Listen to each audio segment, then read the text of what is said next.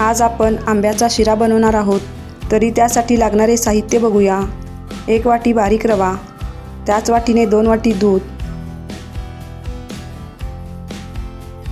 त्याच वाटीने 1 वाटी आंब्याचा गर, पाऊण वाटी तूप, काजू, बदाम, वेलची पूड, मनुके।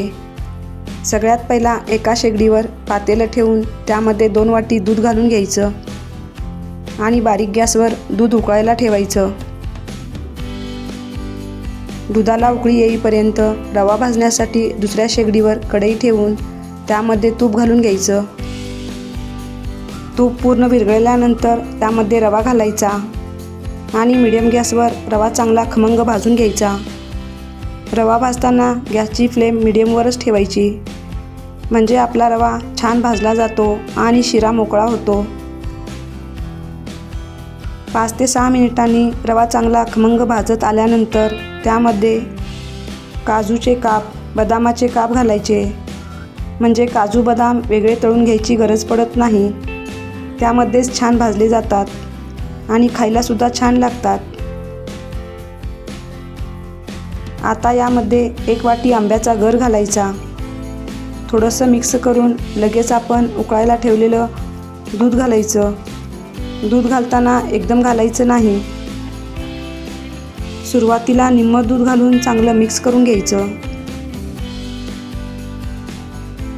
पुन्हा उरलेलं संपूर्ण दूध घालून चांगलं मिक्स करून घ्यायचं। माझ्या नवीन रेसिपी बघण्यासाठी तुम्ही चॅनलला सबस्क्राईब केलं नसेल तर न विसरता सबस्क्राईब करा आणि झाकण ठेवून 2 मिनिटं चांगली वाफ येऊ द्यायची। 2 मिनिटांनी झाकण काढून संपूर्ण चांगलं मिक्स करून घ्यायचं। नंतर त्यामध्ये पाऊण वाटी साखर घालायची। साहित्यामध्ये मी साखर दाखवायची विसरले आहे, तरी तुम्ही तुमच्या आवडीनुसार साखर कमी जास्त करू शकता। साखर घातल्यानंतर सर्व छान मिक्स करून घ्यायचं। वेलची पूड घालायची आणि सर्व छान मिक्स करून घ्यायचं। व्हिडिओ बघून झाल्यानंतर व्हिडिओला न विसरता लाईक करा, शेअर करा आणि कमेंट करायला विसरू नका।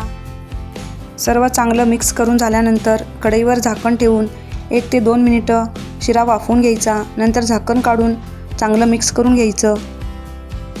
अगदी टेस्टी छान असा आपला शिरा तयार झालेला आहे।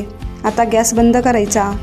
तरी तुम्हीसुद्धा अशा पद्धतीने नैसर्गिक केशरी रंगाचा आणि आंब्याची चव देणारा मऊ लुसलुशीत सर्वांना आवडेल असा आंब्याचा शिरा बनवून बघा, तुम्हाला नक्की आवडेल।